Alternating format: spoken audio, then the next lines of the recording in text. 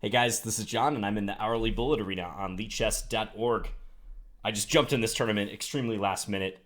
I put out a tweet, but yeah, this was a spur of the moment decision. I'm playing Street Firer in the first game, and I'm playing a Caro-Kann for some reason. Let's see how much theory I remember in this. The black side of the Caro-Kann. I do like this opening because it has structural similarities to the Scandinavian, of course. Okay, let's take here. He's probably going to get a space edge with c4 coming up. But my position's compact enough, I think. Try to strike back. f7's a bit of a weakness. No doubt. Let's just hide this guy. I want to play rook c8 if I can. Okay, probably have to play b6. He's threatening queen takes a7.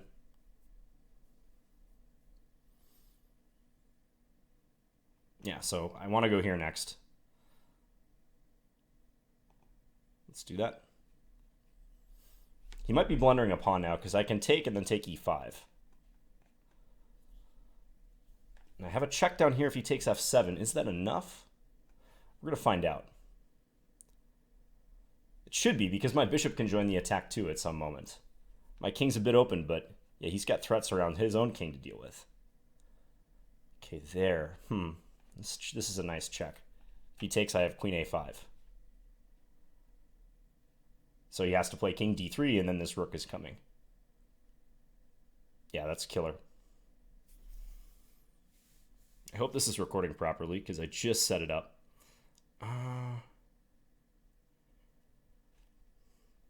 Yeah, I'm just going to go here. There's no... I was thinking about queen b2 for a second, but I don't think it matters a whole lot. Let's bring this back. Now I'm threatening this.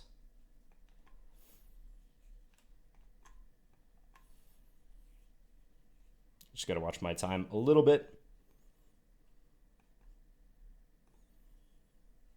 Yeah, okay, so we win that one.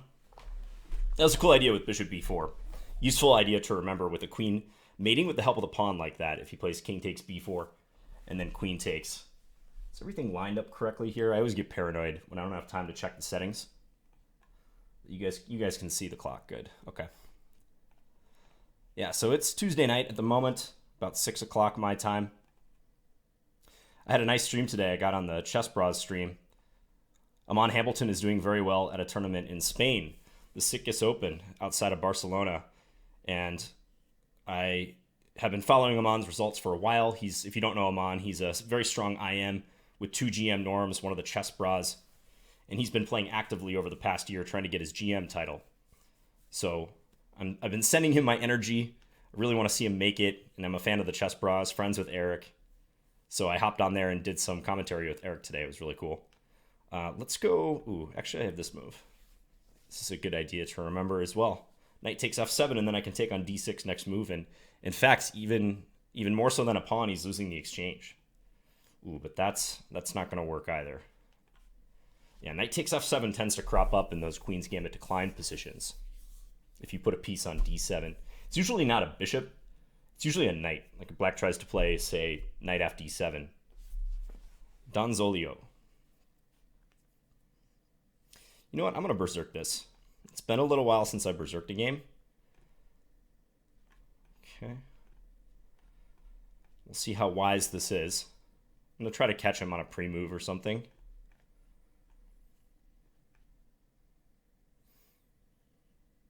Oh, that's a queen right there. And he just resigned. All right. Sometimes when you berserk, it has the effect of unnerving your opponent. And I know because I've been berserked before and I've lost. So it's entirely possible that he saw me berserking and wanted to try to win the game or felt like he had to win the game. And in doing so, it backfired. Let's take. This opening doesn't look too great for me, but I'll see what I can do with it. With 22 seconds. Get the king a little closer. That was a pawn I could have won. He's playing well. Oh, I meant to play b3 there. It's a mistake on my part.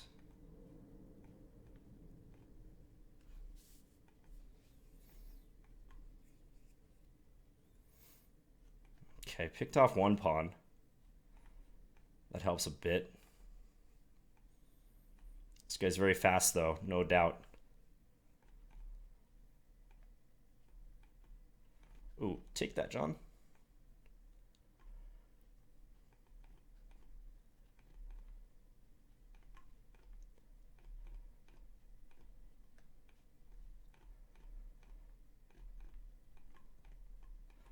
Get this out of the way. And I'm going to get the checkmate. Okay, 67 moves. I am somewhat impressed by myself that I was able to do that, because typically my speed is not great. This is not me being modest, but I feel like when I play these lichess tournaments, I'm rusty enough most of the time that my speed isn't good. And Redacted is berserking, so I got to berserk right back. Ooh, he overshot the bishop right there. He put it on a3. But okay. I'm going to try to open the center with e5 as soon as I can. Even at the cost of a pawn, because I want to get at that g5 weakness. Hit this bishop down here. Let's take. Okay, but this is a good fight so far. Even material. Go take that guy. Try to coordinate now. Get this rook going on the second rank, maybe. Let's see if he takes, because that would lose the rook in the corner. You can still castle, by the way. This guy's killing me on the clock right now. Ooh, rook takes f7 doesn't seem wise. Let's cut him off. And that's mate. Okay. Redacted. Fast player. But yeah, you can't play rook takes f7 there. That's just too easy. Okay, playing sub next. I'm not going to berserk this game. I've had my fun with the berserking for now. Let's just try to get in e4. And I guess I'll go here. I'm trying to fix his pawns. Make him do something with his structure. Make it more static. And I want to play f3 and undermine soon. So maybe stick this knight here or here. I think I like here a bit better. Really attack this. He could play f4, but well, let's see what he does if I play f4. I'm going to try to send this bishop over, because now he's got this stuff to worry about. And actually, yeah, if he takes back, he loses his queen, unfortunately for him. If he takes here, I have queen takes h5 in between moves. So that's an entire rook, because I'm going to take this soon. I'll probably take g4 next move. But yeah, that's too much material. King h7 best now, but yeah, this is not going to work out for him. Okay, so how are we doing? We have 23 points, 19 minutes left in the tournament, lots of time. Hey, Axiom, good to see you. And John Barthrilo, John Barthrilo. That's a new one. I haven't heard of John Barthrilo before. Very weak 91. Playing a solid system, extremely solid, albeit somewhat passive. He just seems content to trade. So let's see if I can try and, well, rook takes d1 would have been a good move there. Let's see if I can try to make something happen because of how he's playing. Just this solid. If he goes back to g3, now knight h4, and I think he has trouble defending this. His bishop e4, I guess, but I can chase his bishop around. That's what you're going to do. Okay. Clever, clever. Yeah, I guess that does work. Okay.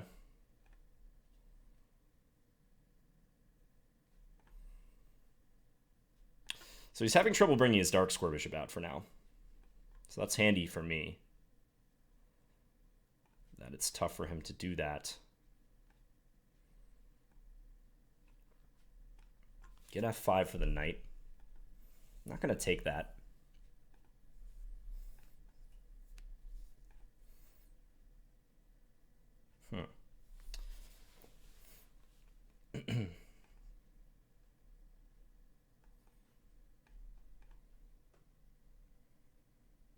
Okay, now I'm going to take this. I'm just trying to maintain my one pawn advantage right now. It's tough though. Check. Check again. Unfortunately, I can't take there. I'm going to invade with the king now.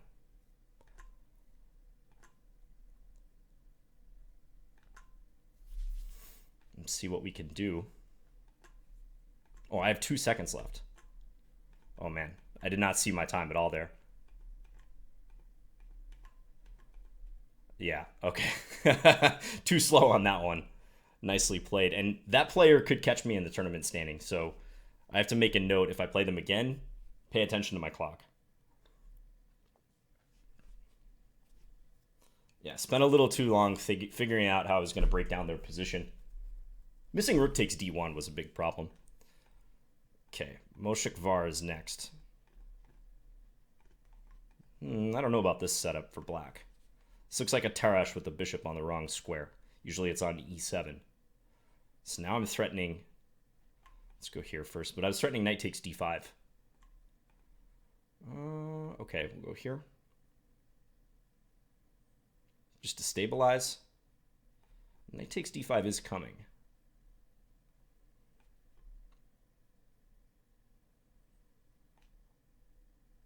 Okay, I'm going to play this endgame. It's a bit better for me. And I might just be winning a pawn, maybe.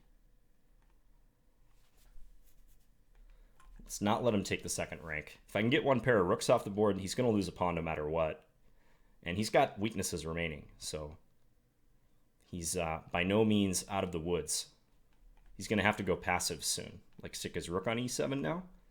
And then we bring up the king like this. And this could be a problem for him. Take. Start bringing this up.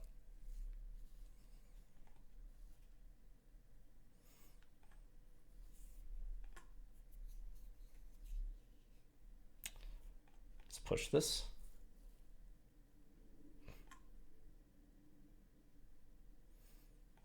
Yeah, he just doesn't have a lot of good options. Oh, wow. That's clever. That I didn't see. Stalemate option. Wow, that's a nice one. Not much I can do about that, actually. Yeah, wow. Very good awareness to spot that stalemate. Nice one, Moshik Var. That's a classic stalemate right there. Just no moves with any of his pawns. My rook on a6 like blockading his a7 pawn. So impressed that he found that. All right, so very weak. Let's try to play faster out of the opening. He doesn't play good moves necessarily. He just plays fast. That's not a knock against him. I think that's a legitimate strategy in bullet. But I should be able to win with best play, with good play.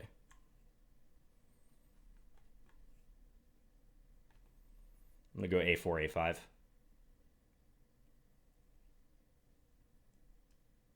Give him something to think about here.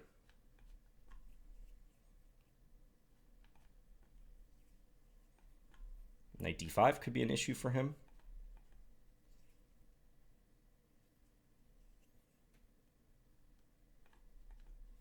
Take that.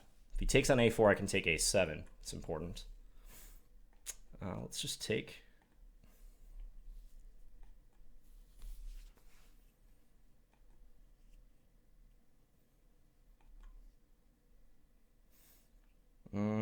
Don't like what I did there, but I think this is all right because I get this pin in. Now he's just got to lose a piece, I think.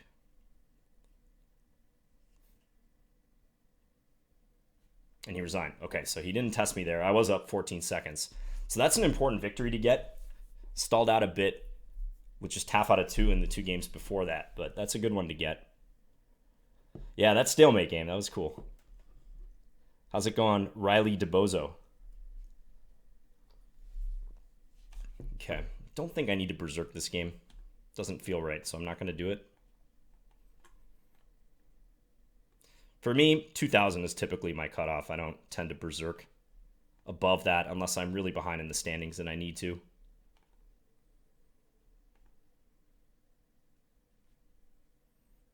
Let's go here and maybe put a rook on c8.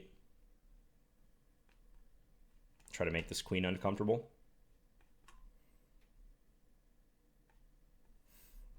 Now this seems a little awkward for white. I can take there, though. What's happening? If he takes here, he loses his knight on d2. He takes f7. I take with the rook. Bishop d5. That continuation I'm not sure about. So we're going to play it safe. Or he played it safe, I should say. I feel like I should be better here, but his d6 pawn is bothersome. So much so, I think I'm just going to try to win that pawn. I don't know about this position. I can't take b2 next, can I? He has bishop h7. Let's go here. Yeah, opposite color bishop positions are tricky. They favor the attacking side, as is well known. So like now, am I the one attacking? Because, yeah, well now I have mate, but for a second there, it looked like he was better. So he was up a pawn, and I had some issues like with f7 and whatnot, and also bishop h7. So now I'm streaking. I've got the fire. 10 minutes remaining. Let's play e4 this game. Good old-fashioned Sicilian.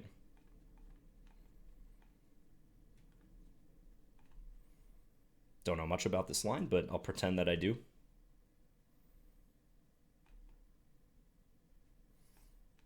I know they can check you on b4 now, but I'll try to run away. Really? Okay, well, I got to take that, clearly. Let's go here. Let's see if he bites. He does. Now I want to set up play on the dark squares, if I can. Queen e5 coming, or queen d4, one of the two.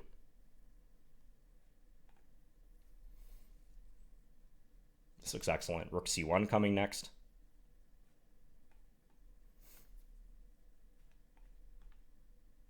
He almost has to play e5 and try for something, but it doesn't look right. So now we get this in, and that's doom right there. Yeah. Forgot what that variation is called. It's not a Taimanov because black commits the knight to f6 pretty quick. Okay, playing sub. He's playing a gambit line at the Caro-Kann. Although I think white has good chances of winning the pawn back in this line. I'll try to make it a little difficult for him.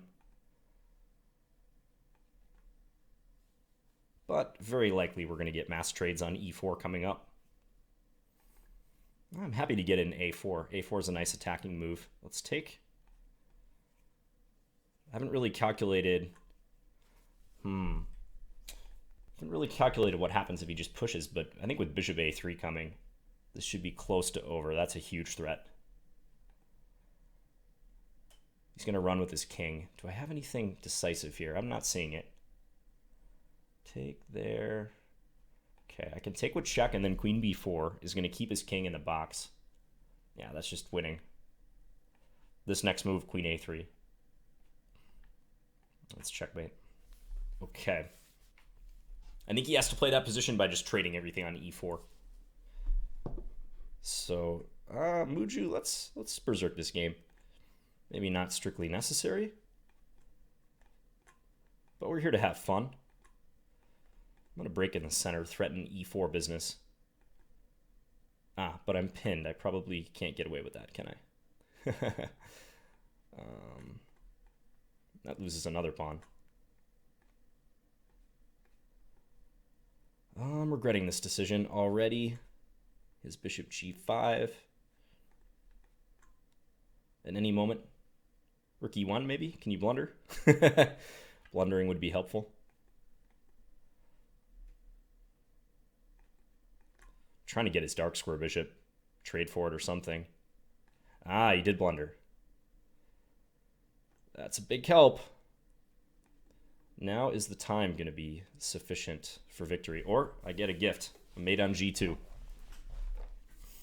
Okay, now we put a great deal of separation. I think Very Weak must have dropped out or something because they've been stuck at 21 for a while. I don't recommend berserking. Those of you who play on lichess know that berserking is a dubious strategy. Really, it only makes sense if you know you have to get out in front or you're way behind. I mean, other than that, it's hard to recommend it. It's not a good wager just to have your time, but get one more point only in the tournament if you win. Let's try to line up e4. He's played some excessive pawn moves, so I feel like lining up this is best. Let's take, and I want to go 95. Yeah. I don't know about this move order, but this is a huge weakness. And if he trades on d1, he's just losing material now. Well, I think he's losing material regardless. He's going to give up a piece. Let's go a4, a5 again. This looks uncomfortable for him. a7 is weak. I'll play c3 and then b4. So I can target this pawn. And check, bring this rook into d6. He has to step to e8 to avoid losing material, but now this bishop is stuck. So 6 minutes. Is Tony in this? Someone said GG Tony. Yeah, Tony Rose here. Cool.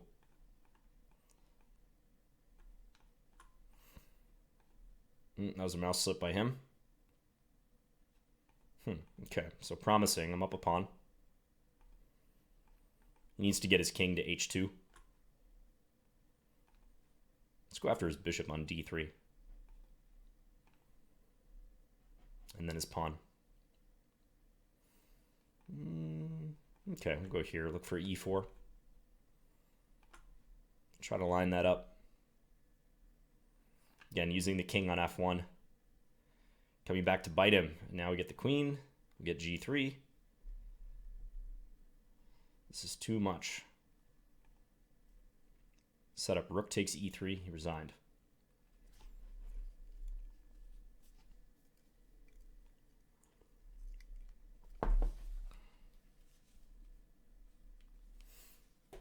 So I'm still losing rating from this tournament. Guess that's not totally surprising. I did drop that game in the middle.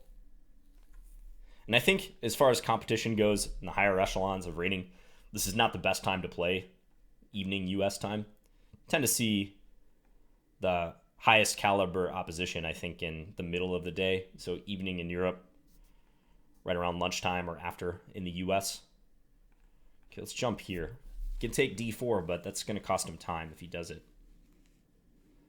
I'm also hitting g4, which seems a little annoying. Okay, let's take this guy. Come back here and see if his bishop moves. Like, maybe this is annoying.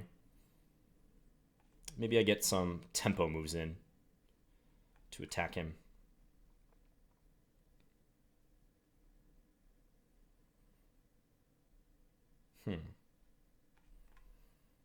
Just ratchet up the pressure, I guess. If rook c8, I'm thinking 95 was an idea. Ooh, this guy's greedy. Now he's not going to get a chance to castle. He can play b5, though. Miss b5. He didn't. Really want to punish him, but I'm not sure. Okay, I'm just going to go here. Target d5.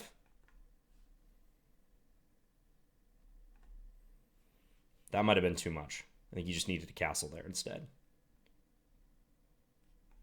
Yeah, now he's losing the piece. He maybe had d4 instead. Just get this out of the way. Watch that time, John. Got to encourage myself to look at the clock. Bishop c5 would have been a good move there.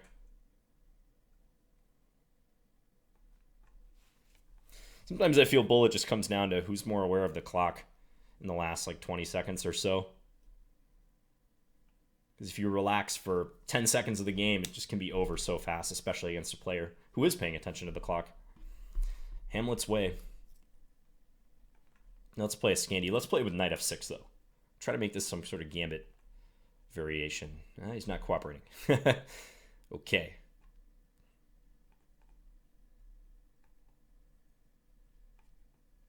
So is he going to castle queenside? Looks like he's trying for some sort of pawn storm against me here. So I got to retreat my bishop in view of that. But now he's not going to castle kingside. And if he castles queenside like that, he's got to reckon with some threats like that. Knight b3 and win the queen. And then this comes.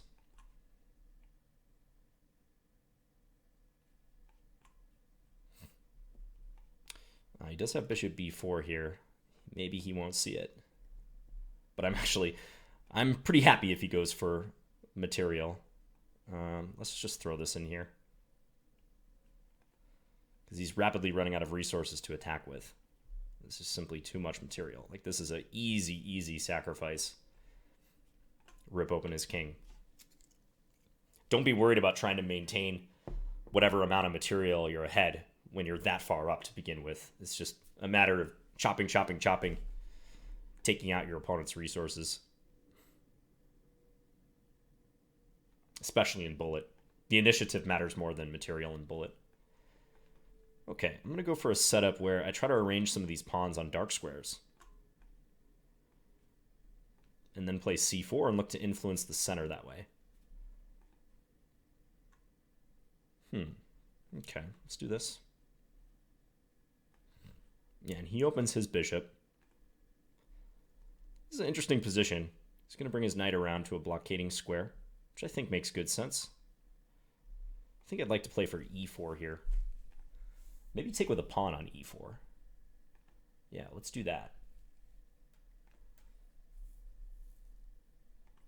I like the fact that I got e5 in. That seems like an achievement. Now I'm going to reposition my rooks.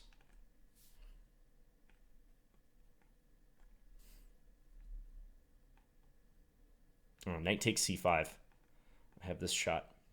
Didn't appreciate that at first. Okay, so these should carry the day. Let's go d6. I'm going to try to keep those pawns on dark squares as long as I can.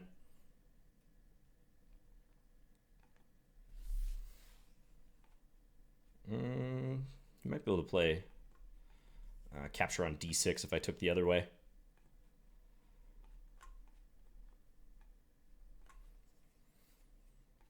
Let's include the king. With the inclusion of the king, there should be absolutely no resistance that black can put up here.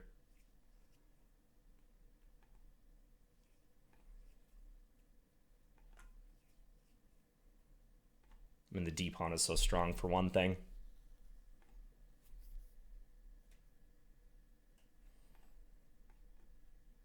This is just checkmate. And that's your tourney, folks. Okay, so I took first place with 57 points. Street Fighter came on fairly strong at the end for second. You can see they won a string of games, but they were a bit too far behind. And I got in a lot of games this tournament. How many games is that?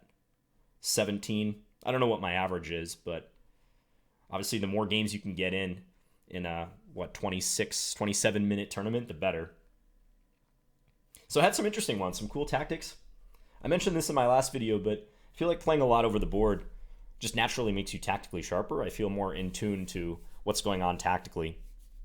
Whereas your strategic vision tends to stay fairly static, I've noticed, even when you have taken a break from tournament play. What you've absorbed strategically and your knowledge about positional play doesn't change a whole lot, but tactically speaking, you can see the difference in your calculation. So thanks to those who participated, and thanks for you guys for watching. Final thing I wanted to say, drop by the Chessbra chat or the Chessbra Twitch if you want to wish Aman best of luck in his remaining 4 rounds at the Sunway Sitges Open. I'll put a link in the description below. I'm just really rooting for him these next few days, and everyone wants to see that beard come off Aman. If you don't know, he's been growing out his beard, I think, for the entirety of 2017, because he said he wasn't going to shave until he makes Grandmaster. And I don't want to jinx him or anything. Nobody does, but it looks like he's in good shape to lose that beard finally. So we're pulling for him. All right, guys, I'll talk to you later. Bye.